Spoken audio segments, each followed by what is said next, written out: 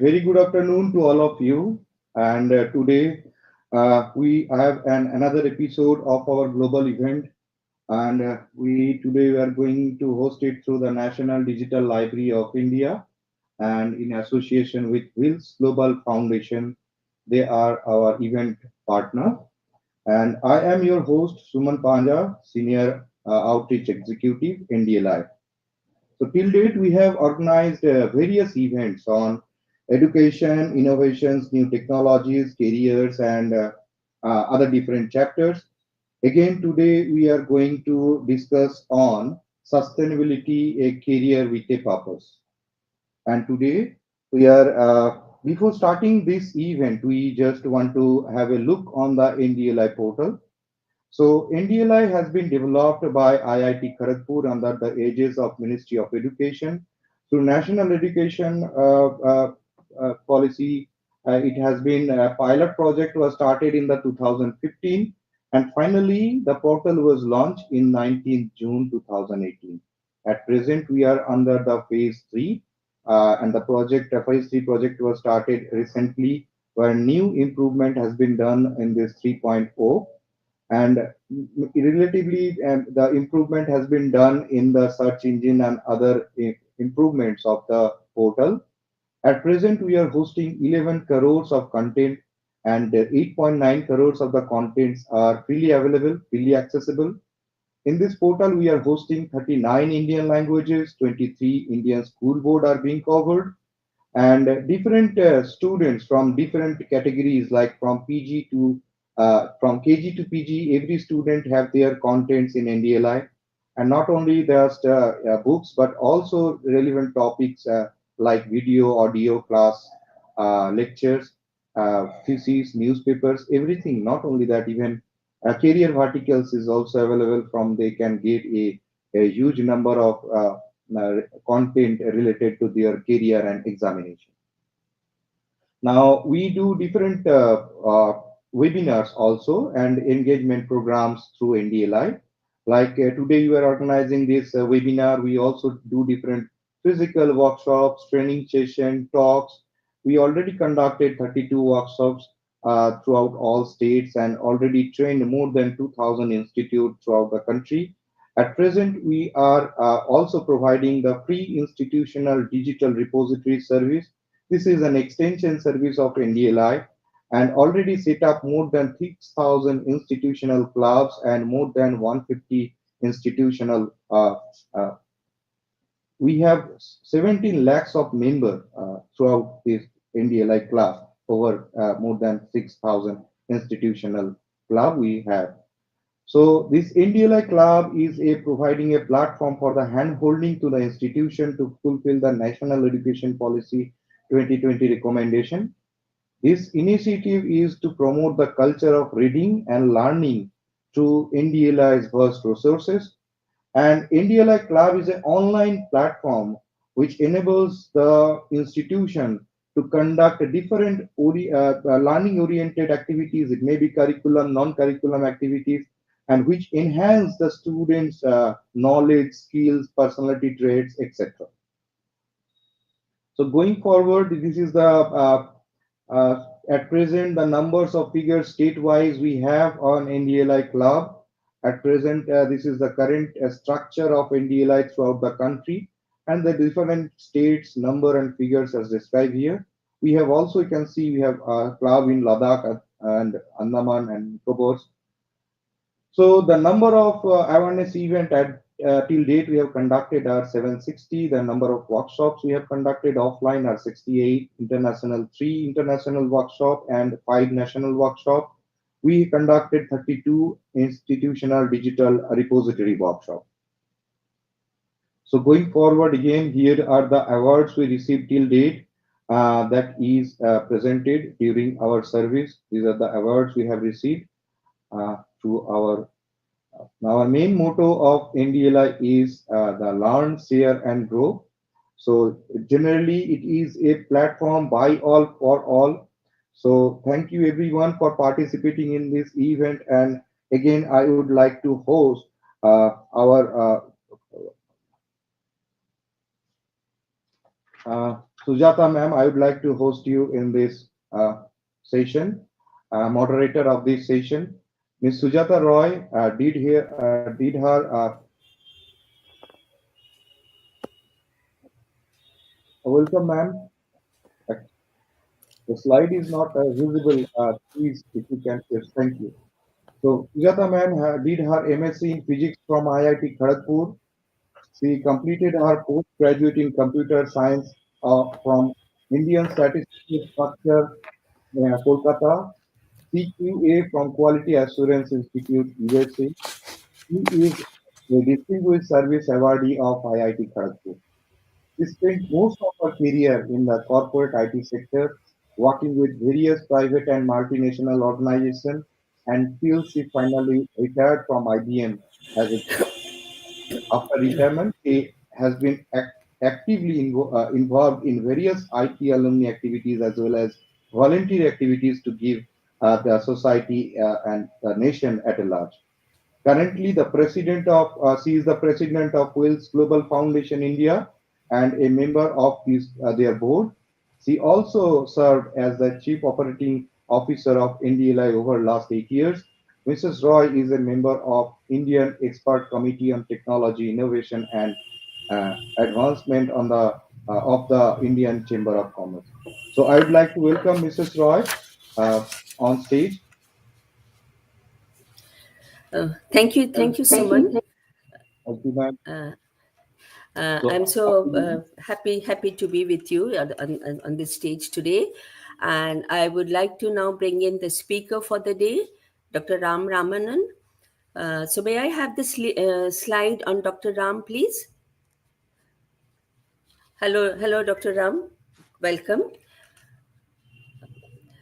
So Dr. Ram Raghavan Ramanan, the speaker for the day, I'm really feeling privileged and most honored to introduce him here, who is not only just a subject matter expert, I would say he's a guru in the space of sustainability.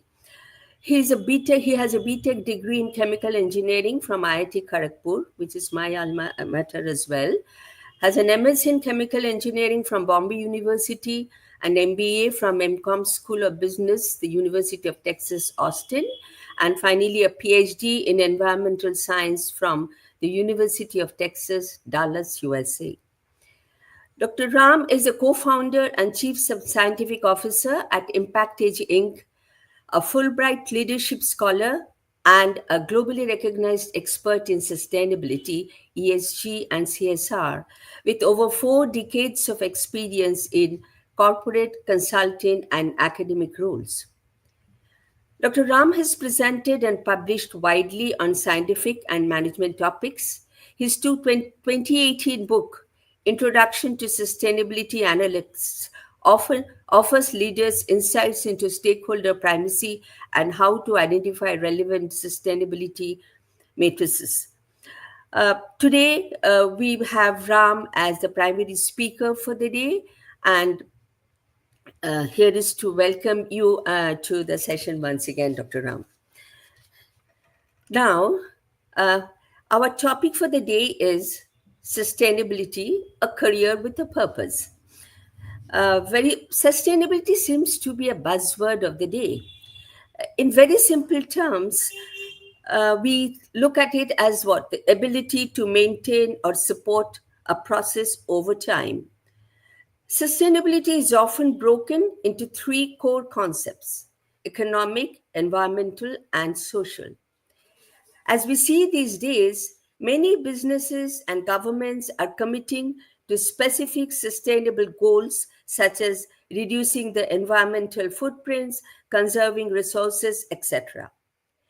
Now, Ram, my question to you is, as a specialist in this space, how do you look at sustainability and how did it really come about?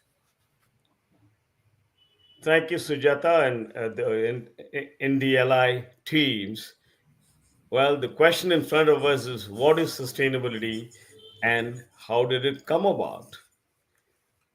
Over several centuries, human societies have transformed from hunter gatherers who lived on wild plants and animals to pastoralists who moved to fresh pastures and water.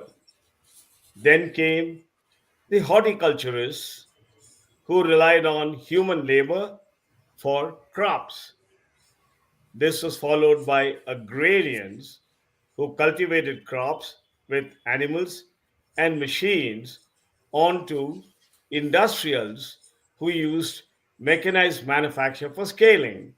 And today, we are in the digital age where information is king. Concomitantly, business processes have taken shape as well. Can I have the slides, please?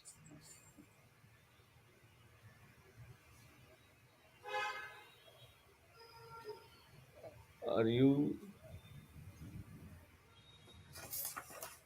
Can you see my slides? Yeah. Yes, Okay, I can. wonderful. See, economic exchanges that scale have really morphed over 4 centuries since capitalism was birthed by private ownership.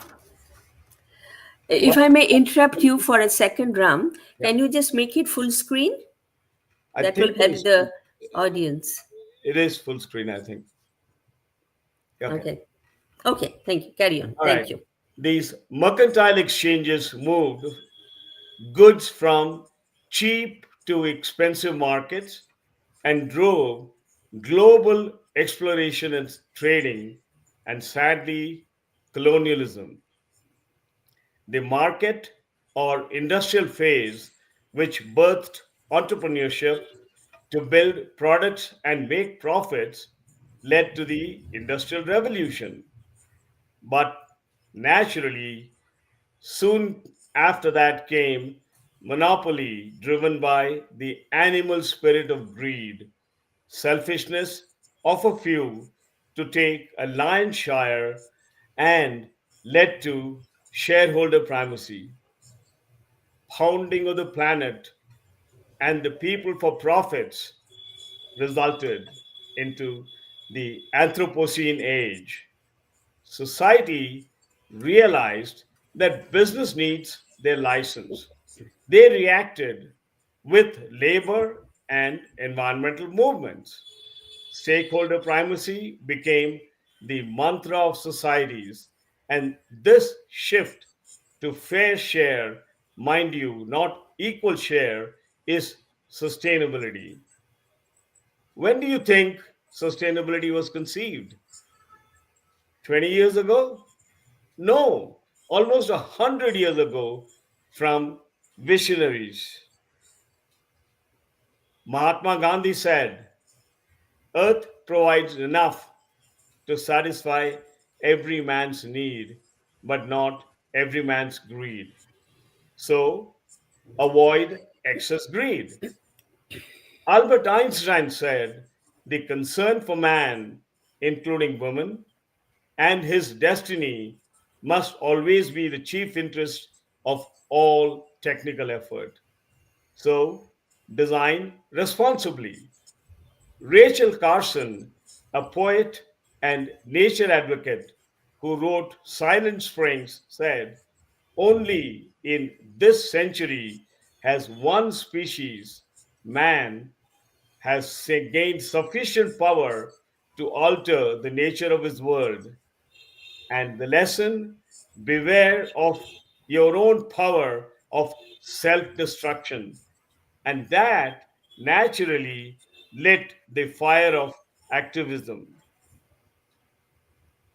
The 19th century pre Indian cautioned only after the last tree has been cut down, only after the last river has been poisoned, only after the last fish has been caught, only then will you find you cannot eat money. In 1970, India's women activists started the Chipko Andolan. They hugged trees to protect them from loggers.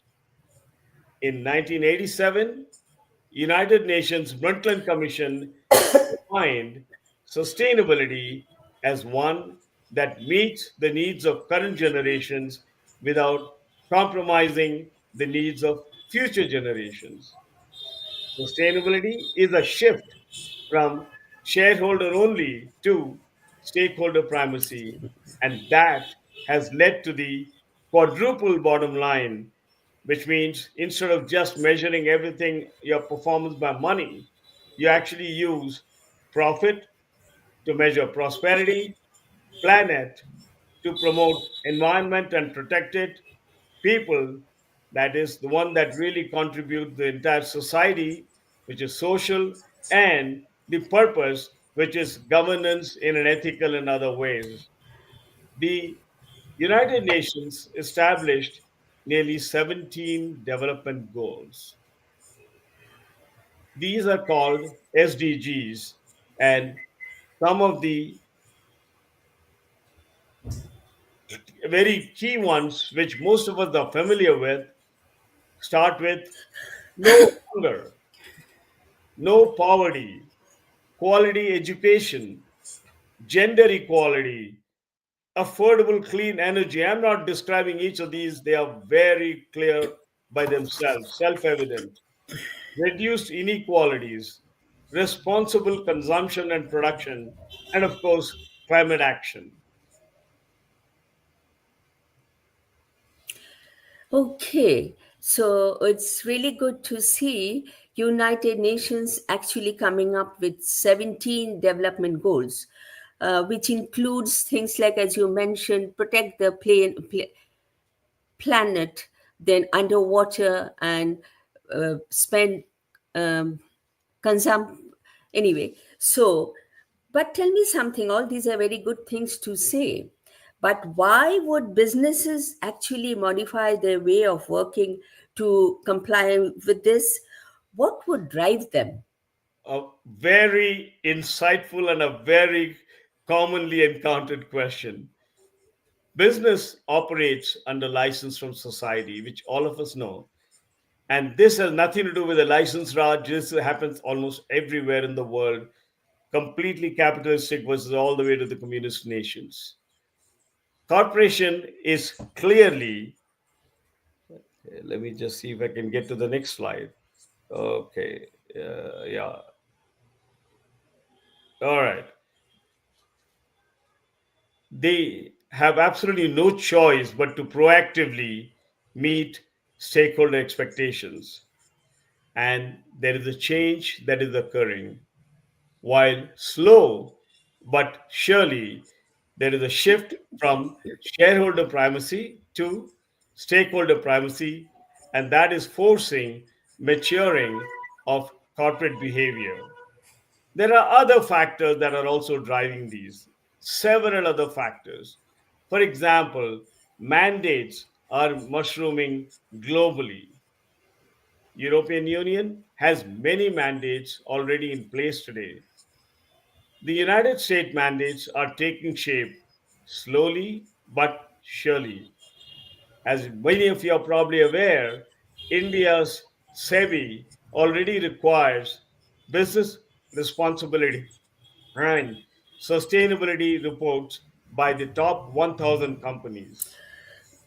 In addition, frameworks are flourishing.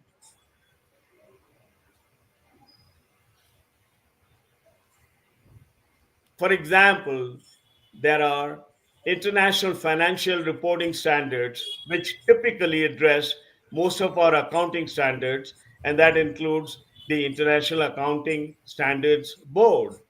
Recently, recognizing the significance of sustainability, they've also taken over the International Sustainability Standards Board, and they have released two separate disclosure rules. IFRS S1 describes general requirements for disclosure of sustainability related financial information, and IFRS S2 that defines climate related disclosures. And there are, in addition to these, we also have what's known as the ESG elements. These are environmental, social, and governance elements and they are the metrics to measure KPIs. Most ESGs have global coverage, they apply to the full value chain, have multiple criteria involved, require accounting rigor, and apply to most sectors. And now, what drives the corporations? What is the impetus? The stringent stakeholder demands are some of the major drivers making this happen. There are burgeoning links between business risks and the opportunities that come from sustainability, and they are key. For example, lower capital cost is a carrot. At the same time, high non compliance fines is a stick. Stakeholders, especially investors, are demanding trust, accuracy, evidence, and assurance with accounting rigor. Okay, so what I can see is that stakeholders are now forcing them to come back and follow some of these principles of sustainability. Before moving to raising my next question, here is a message for all the audience in here. As we run through this session, if you have any questions, please put them in the chat box, and we will be having a question and answer session after this, when your questions will be taken up and answered by our speaker.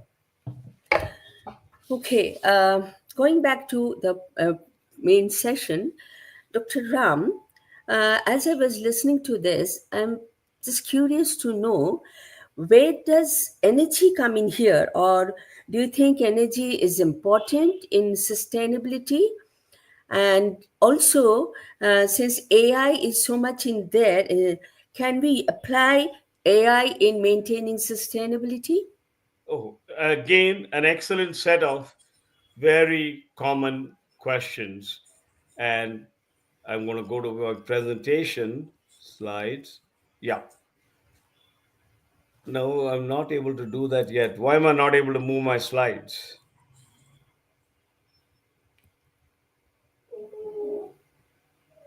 There you go. Okay, thank you. Ma'am Sujata, energy is, as you are aware, is the lifeblood of human progress. At the current pace, by 2030, nearly 660 million people will lack access to electricity, and 2 billion will lack access to clean energy. Energy consumption, in addition, accounts for 60% of global greenhouse gas emissions, also known as GHG emissions, and is a very dominant contributor to climate change. Ensuring universal access to affordable electricity while limiting global warming to under 1.5 degrees centigrade by 2030 is tough. And energy is an existential need, and climate change mitigation is impossible without low or no carbon energy.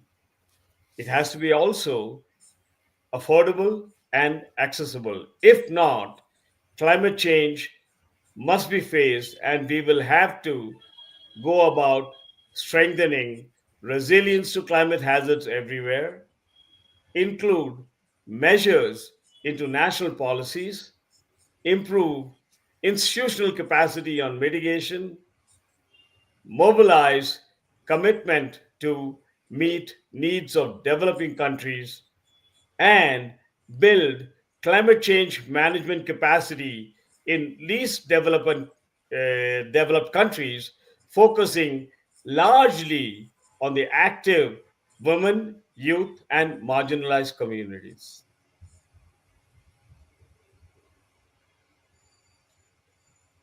Now, And then whether we can use AI in this space? yeah, that is a very good question again. How can we not use AI? Quoting myself, AI is the avatar incarnate to protect people, our progeny, and planet, and do that profitably. What you can do with AI is not humanly possible otherwise with under today's circumstances. We have to get and we can get insights for multiple areas. Material discovery, these are new materials that can be sustainable, and AI can help you find them. It allows you to conduct what's known as double materiality, where you are evaluating the impact of what you do on the globe, and all at the same time also impacting what those changes and how they can impact your business. Circularity, anything and everything we start, and it goes back to what Gandhiji said once: if you have a dhoti, it becomes smaller, use it as a towel. If that gets torn, use it as a small piece of cloth to just wipe your face. Now, likewise, you can conduct things like life cycle analysis, gain productivity for things like energy transition, carbon credit market. AI can handle multiple issues at the same time and a massive amount of data. And finally, in monitoring the impact of your action on biodiversity, forestation, food production, each and every one of those are required that you do it with AI. Absent AI, it's going to be much, much harder, much slower. Thank you. So looks like yes, we definitely should be using AI. Number one, not only to get the data, but constantly monitor them for and improve upon the whole process based on the data. I have the final question now, which I think would be very much of interest to the audience here today, the student community. What kind of skill requirements are needed, and what kind of career options do students have in this space? This is a very interesting question. And if we have time towards the end of the question, I might actually present to you a little bit of my personal experience, and that personal touch always helps. Sure. To start with, sustainability career requires anybody to be having strong analytical skills, must have problem solving skills, need development of knowledge. I don't know if I have a, no, I don't have a slide for that, but that's okay. Sorry. Yeah. It requires effective communication and advocacy capability. For people who do not know what advocacy is, it is a role which leaders play by participating in the formation of policy, bringing in the industry, the experience of society, and the experience of the people that are actually writing these policies, including lawyers. You have to have an interdisciplinary understanding of, like Sujata had said earlier, science, economics, and social issues. And finally, you need to have a passion for innovation and sustainable development. My The space is really booming, as all of you are aware. It's very broad, but it's not a one-person job. I would very strongly recommend that you do not wait for perfection. And like my grandma always used to say, go get it, tiger. If you have time, I can share a little more of my personal journey into this field. Do I have time? Yes, I think we'll love to hear your personal experience, Ram. Okay. This was the same school that Sujata mentioned. I went to IIT Kharagpur, and my father was also an IIT guy, but from Banaras. And when I graduated, I came to my dad and I said, Appa, what can I do? I don't want to be just using my routine, make money, go get a job, make money. And my father said, I'm impressed with you, son. Depending on what is happening, and that was the 1970s, he said, the entire planet is getting pummeled, like I said, by the greed of individuals who are trying to get as much of their land share as possible without caring for people and or the planet itself. You need to go find ways, research, and support our protection of the planet, which is at that time environmental protection. And that is how I started my graduate degree at UDCT Bombay. And at that time, there were no such degrees in the environmental area. Fortunately, my professor, a very well known person, M.M. Sharma, Padma Bhushan and Padma Vibhushan, he was kind enough to create a special program for me that allowed me to get my degree in that area. And then when I came in to the US and started my career, I joined the major corporate sector. What I realized is it's a lot harder to try and modify their behavior from outside. If you're part of them, you can actually create a whole lot more impact. I went in there, and that is when I started my career in the sustainability area from chemical engineering into finding out what are these greenhouse gases, how are they happening, and this was in 1991. I never looked back. And since then, I've had the opportunity to do a lot of things, among which writing several books. Sujata? Okay, so that was really interesting. I mean, how enlightening that I would say your entire journey, and glad that you took that path so that finally we now have a specialist like you in this space.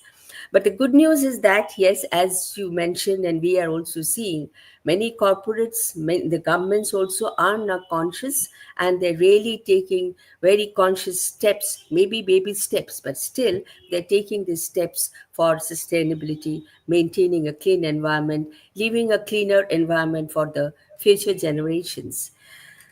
Okay, so I think that was a very, very enlightening session that we had.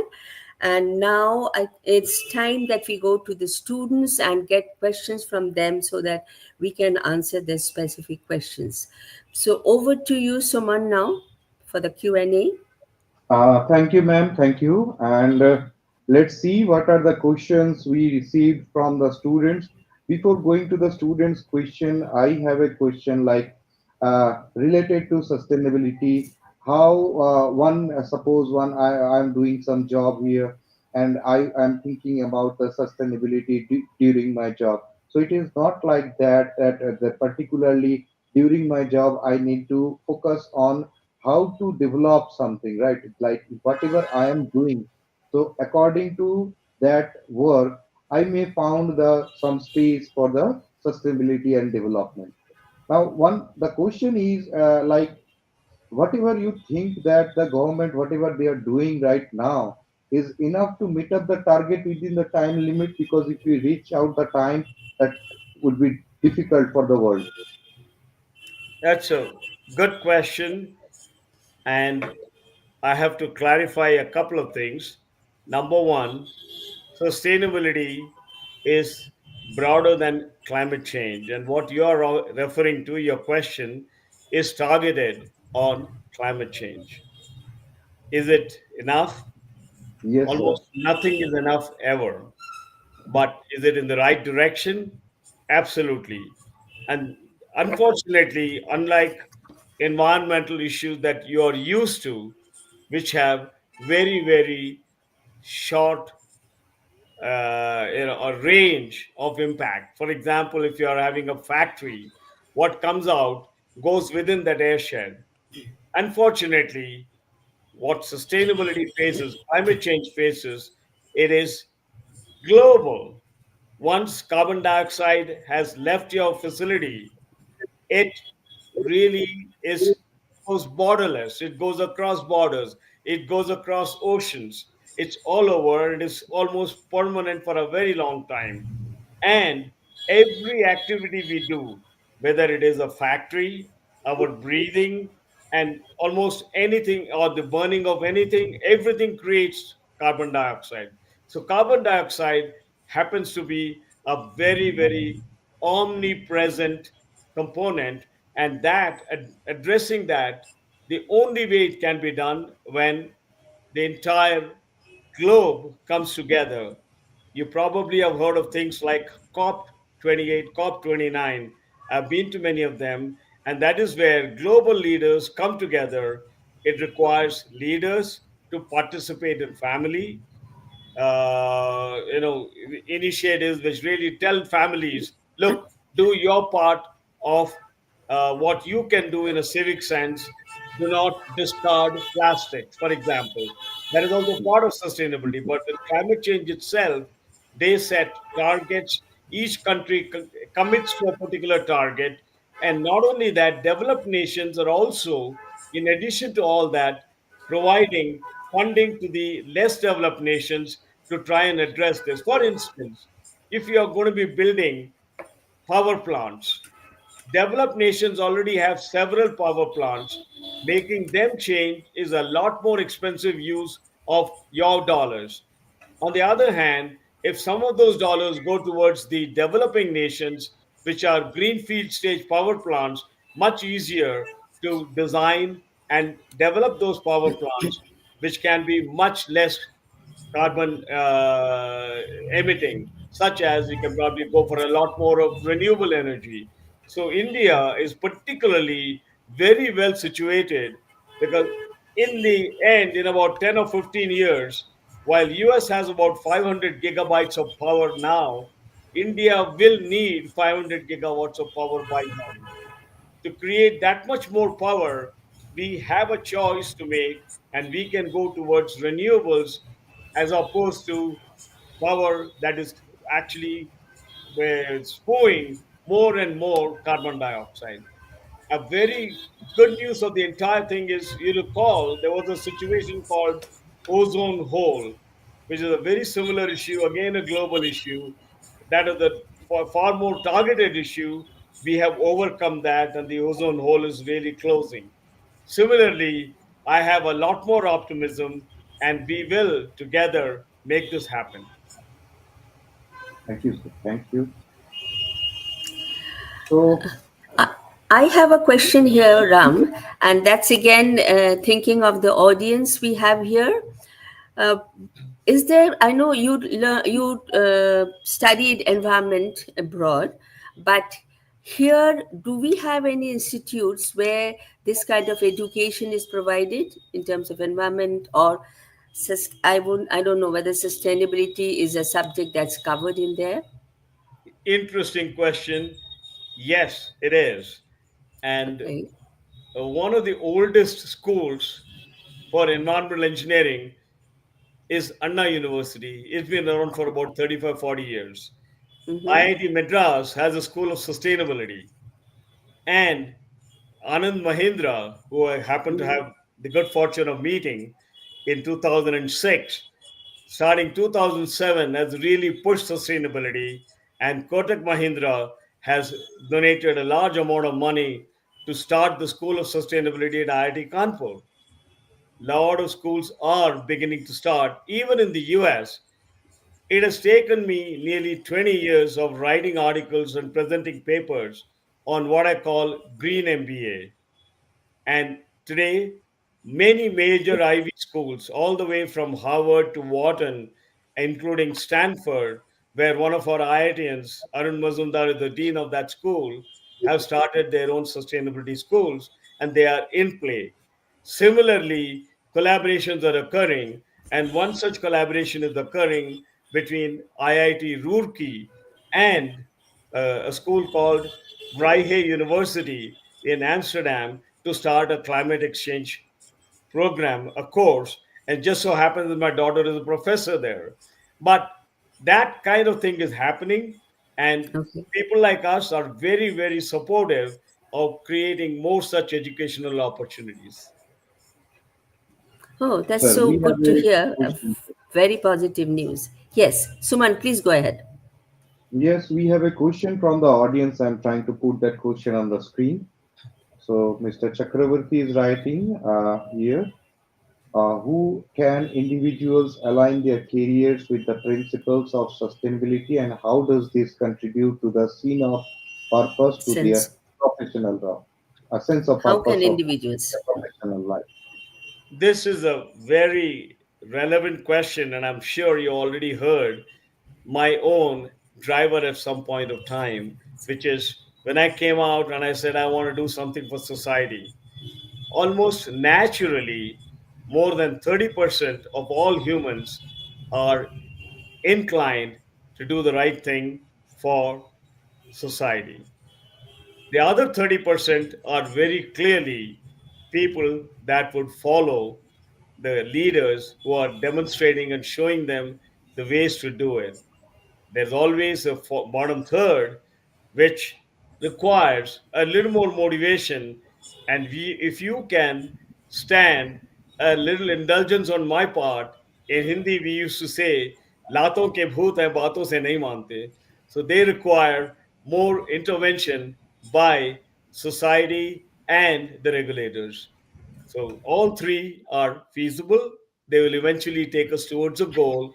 And each and every one of you can start with very simply civic sense: recycle, reuse, recycle, reuse, and recycle, reuse. Thank you, sir. We have one more question. Let me try to put it on screen. So, some difficulties. I'm reading out that question. That is, what advice would you give to mid-career professionals who want to pivot into sustainability without starting from scratch? That's a very relevant question. Like I said, the space is booming. It's very broad and has a position for every level of people.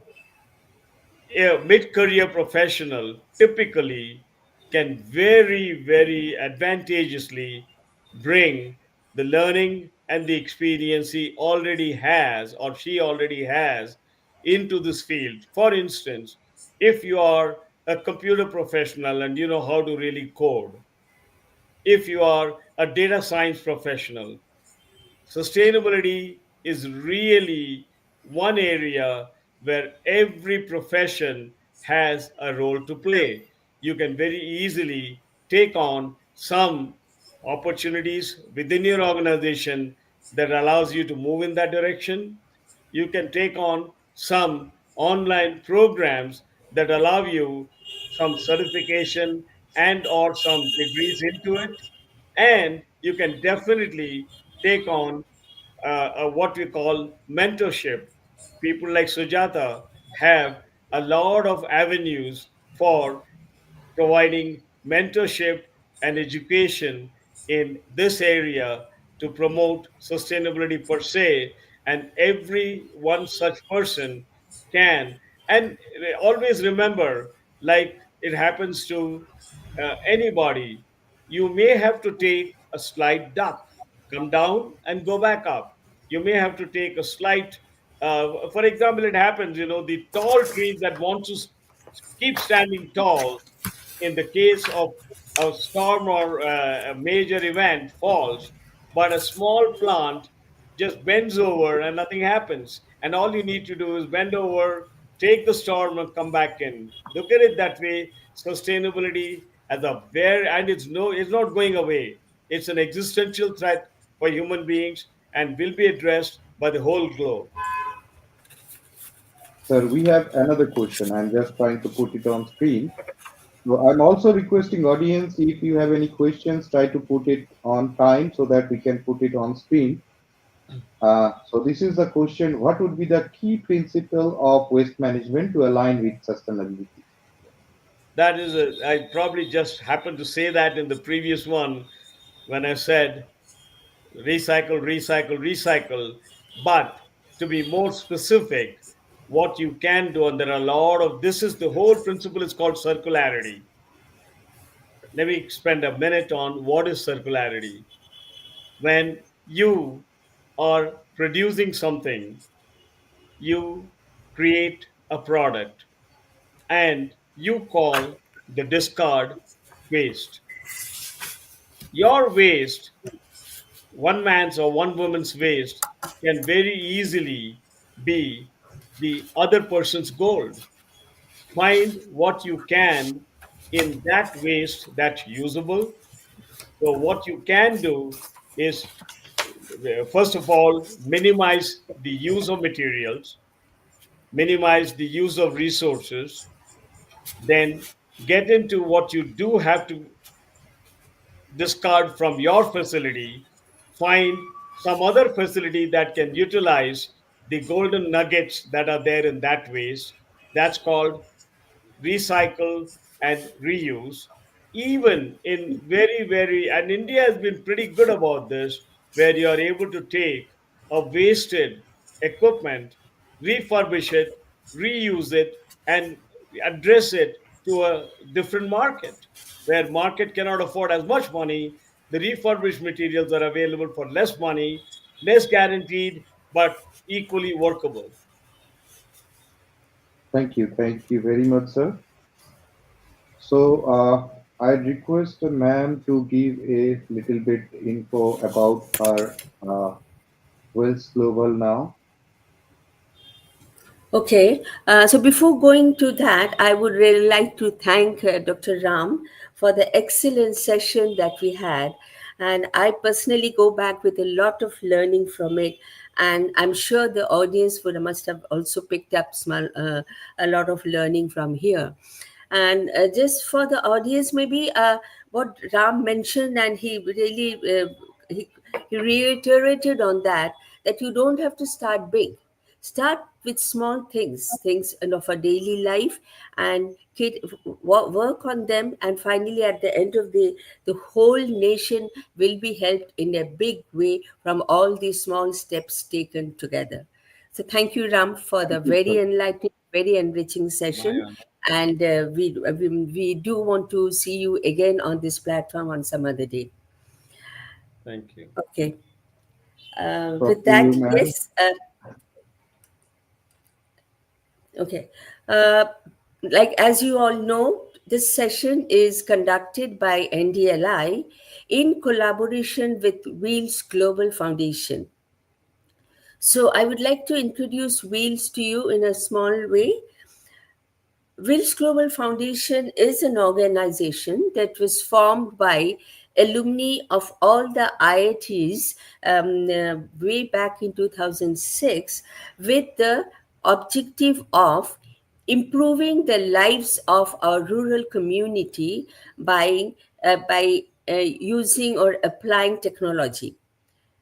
All this evolved from a challenge that was thrown by our earlier president, Dr. APJ Abdul Kalam, when in a convention of IITians, he had said that all of you technologists, you have done so well. So why don't you now do something for the country and come up with solutions that will take care of the issues of problems of rural India? And that caused the evolution of this organization called Wheels Global. So right in 2006, so we formed a plan which was actually handed over to Kapil Sibal, the who was the HRD minister at that point of time, and we set our foot onto this.